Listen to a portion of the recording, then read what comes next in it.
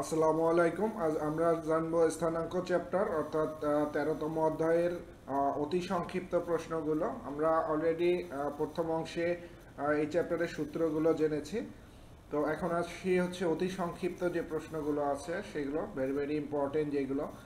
এক নম্বরে বলা হচ্ছে কার্তেশীয় এবং পোলার স্থানাঙ্কের মধ্যে সম্পর্কটি লেখো। এর আগেই আমরা এক নম্বর অংশেই বুঝাই দিয়েছিলাম এই জিনিসটা।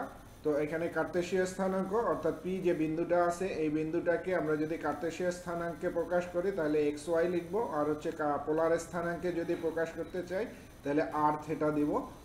তো এখানে আর থেটা এবং এক্স ওয়াই কার্তেশীয় এবং পোলার স্থানাঙ্কের যে সম্পর্কটা, এখান থেকে যে চিত্রটা আছে ও এ পি যে সমকোণী ত্রিভুজটা আছে এই ত্রিভুজটা থেকে আমরা মূলত একটু যদি চিন্তা করি, দেখেন এখানে যেটা একটা সমকোণী ত্রিভুজ, আমরা যদি এক্স এর মান এখানে মূলত এই বিন্দু থেকে ওয়াই অক্ষের দূরত্ব এটা হচ্ছে এক্স, এই বিন্দু থেকে এক্স অক্ষের দূরত্ব এটা হচ্ছে ওয়াই, আর এখানে বিন্দু থেকে আমরা যদি পোলার স্থানাঙ্কে যাই বিন্দু থেকে মূল বিন্দুর দূরত্ব এটা হলো আর, আর এক্স অক্ষের সাথে এই যে রেখাটা অর্থাৎ ও পি যে রেখাটা এই রেখাটা যে কোণ উৎপন্ন করে এটা হচ্ছে থেটা। হ্যাঁ, তো এই যে চারটা জিনিস, একটা হলো এক্স ওয়াই আর একটা হচ্ছে কি আর থেটা, এর মধ্যে একটা সম্পর্ক আছে। প্রথমে আমরা এখানে x equal r cos theta এবং ওয়াই ইকুয়াল আর সাইন থেটা এটা আমরা পাবো হচ্ছে, এটাকে যদি আমরা কস থেটা চিন্তা করি কস থেটা সমান ভূমি বাই অতিভুজ, অর্থাৎ cos theta equal x divided by r এটা হবে। তাহলে এখানে আর আর গুণন করলে পরে x equal r cos theta পাবো। একইভাবে আমরা যদি সাইন থেটা চিন্তা করি তাহলে লম্ব বাই অতিভুজ, তাহলে এই ক্ষেত্রে আমরা ওয়াই এর মান পেয়ে যাব আর সাইন থেটা। আবার আমরা যখন পোলার স্থানাঙ্কে আসব তখন আমরা যদি আর এর মান চিন্তা করি যে আর অর্থাৎ অতিভুজ ইকুয়াল রুট ওভার লম্ব স্কোয়ার প্লাস ভূমি স্কোয়ার, সেক্ষেত্রে আমরা আর ইকুয়াল পাবো root over x square plus y square. আর যদি আমরা এখানে ট্যান থেটা চিন্তা করি ট্যান থেটা সমান লম্ব বাই ভূমি, অর্থাৎ tan theta equal Y by X, আমরা দুই পাশে যদি ট্যান ইনভার্স নেই তাহলে থেটা ইকুয়াল হবে tan inverse Y by X. তো এটাই হচ্ছে কার্তেশীয় স্থানাঙ্ক এবং পোলার স্থানাঙ্কের মধ্যে সম্পর্ক। আর এখানে আরো দুই নম্বর অতি সংক্ষিপ্তে বলা হচ্ছে যে এখানে একটি বিন্দুর পোলার স্থানাঙ্ক দেওয়া আছে, তাহলে কার্তেশীয় স্থানাঙ্ক কত হবে। তার মানে আর এর মান এবং থেটার মান দেওয়া আছে, তাহলে আমাদের এক্স এর মান এবং ওয়াই এর মান বের করতে হবে। তাহলে আমরা এখানে যে কার্তেশীয় স্থানাঙ্কের যে মান বের করা যে ফর্মুলা অর্থাৎ এই দুটা ফর্মুলা আমরা এখানে ইউজ করব। অর্থাৎ এক্স এর মান হবে x equal r cos theta, এখানে আর এর মান প্রথম যে অংশটা আছে রুট টু বসবে, আর কস থেটা হচ্ছে থেটার মান এখানে 45 ডিগ্রি। তো কস 45 ডিগ্রির মান 1/√2, এখানে রুট টু কাটা যায় এখানে থাকে 1, অর্থাৎ এক্স এর মান আমরা এখানে পেয়ে গেলাম 1। ঠিক একইভাবে এখানে ওয়াই ইকুয়াল আর সাইন থেটা, এখানে যদি মান বসায় দেয় এখানে সাইন 45 ডিগ্রির মানও 1/√2, এখানেও কাটাকাটি যায় 1, অর্থাৎ আমরা পাইলাম এখানে তাহলে এক্স এর মান 1 ওয়াই এর মান 1, তাহলে কার্তেশীয় স্থানাঙ্ক হবে কি 1,1। তো স্থানাঙ্কগুলো খুব ভালো করে খেয়াল করবেন যে ফার্স্ট ব্র্যাকেট থাকবে, আর হচ্ছে প্রথমটা হলো এক্স এর মান কমা দিয়ে তারপরেরটা ওয়াই এর মান বসবে। এরপর 3 নম্বরে আসি, এখানে এ ও বি বিন্দুদ্বয়ের মধ্যবর্তী দূরত্ব নির্ণয় করো। খুবই ইম্পর্টেন্ট জিনিস এটা একটা, আমরা বারবার এই অঙ্কগুলো পেয়ে যাব, পরবর্তী যে চ্যাপ্টারগুলো আছে সেই চ্যাপ্টারের মধ্যেও আমরা পেয়ে যাব, খুব ভালো করে খেয়াল করবেন। এখানে ছিল x1 minus x2 whole square plus y1 minus y2 whole square, এরকম সূত্রটা ছিল। তাহলে এখানে x1 হচ্ছে -2, y1 হচ্ছে 3, ঠিক একইভাবে x2 হচ্ছে 1 আর y2 মানে হচ্ছে এখানে -1। তাহলে x1 মাইনাস x2 অর্থাৎ এখানে -2 -1 এই 1টা whole square plus y1 minus y2, এখানে y1 এর জায়গায় আছে 3 আর y2 এর জায়গায় আছে -1, তাহলে এখানে y1 তার মানে 3 সূত্রের মাইনাস y2 মানে -1, তো এখানে একটা সূত্রের মাইনাস ছিল আর y2 তে আবার -1, এই মাইনাসে মাইনাসে +1 হবে।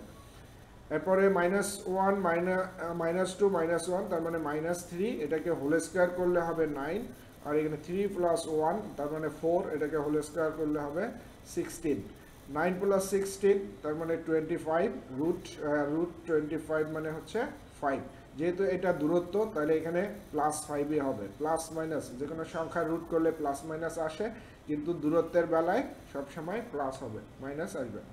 তাহলে নির্ণীয় দূরত্ব হবে 5 একক। এত বিন্দুদ্বয়ের মধ্যবিন্দুর স্থানাঙ্ক নির্ণয় করো। আমরা এর আগে সূত্র দেখছি, দুটা বিন্দুর সংযোগ করলে যে মধ্যবিন্দুটা পাওয়া যায়, সংযোগ করে যে মধ্যবিন্দু, সেই মধ্যবিন্দুর স্থানাঙ্ক আমরা জানি যে মধ্যবিন্দুর স্থানাঙ্কে এক্স এর মান হচ্ছে এই প্রান্ত দুটার এক্স এর মান যোগ করে 2 দ্বারা ভাগ। তো এখানে এক্স এর মান আছে -6 আর এখানে আছে -4, হলো -6 -4 যোগ করলে পরে -6 -4ই হবে, ডিভাইডেড বাই 2, অর্থাৎ এক্স এর মান দুটাকে যোগ করে 2 দ্বারা ভাগ।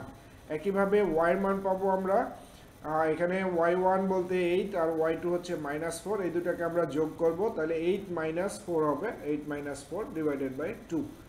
এটার ক্যালকুলেশন করলে উপরে হবে -10 ডিভাইডেড বাই 2, তার মানে -5, আর এখানে 8 থেকে 4 বাদ যাবে, তাহলে 4 ডিভাইডেড বাই 2 কাটাকাটি যায়, তার মানে 2।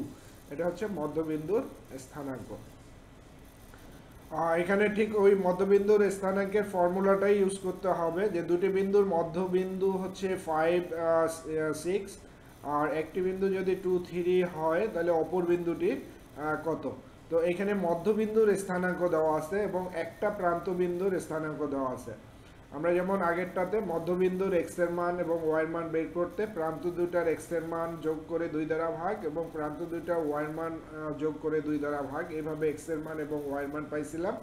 তো এখানে একটু ব্যতিক্রম, এখানে মধ্যবিন্দুর স্থানাঙ্ক দেওয়া আছে এবং একটা প্রান্তের বিন্দুর স্থানাঙ্ক দেওয়া আছে, অপর বিন্দুটা স্থানাঙ্ক বের করতে হবে। ফর্মুলা আমরা এটাই ইউজ করব।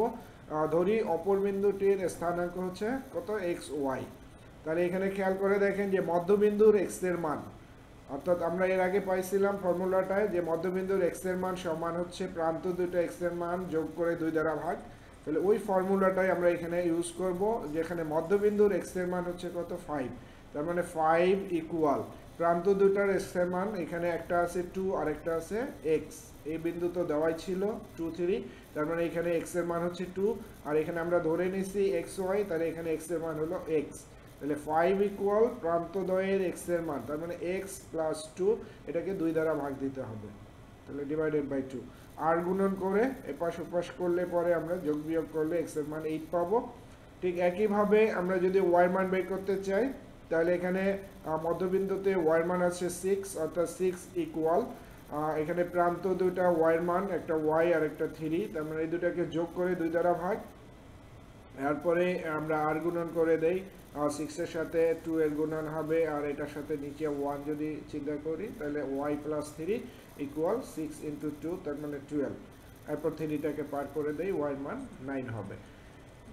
তো এইভাবে আমরা স্থানাঙ্কগুলোকে আগায় যেতে পারি। অতি সংক্ষিপ্তটা খুব ভালো করে দেখবেন, তাহলে সংক্ষিপ্ত রচনামূলকটাও মোটামুটি বুঝতে সুবিধা হবে। তো ঠিক আছে, ভালো থাকবেন সবাই, সুস্থ থাকবেন, আল্লাহ হাফেজ।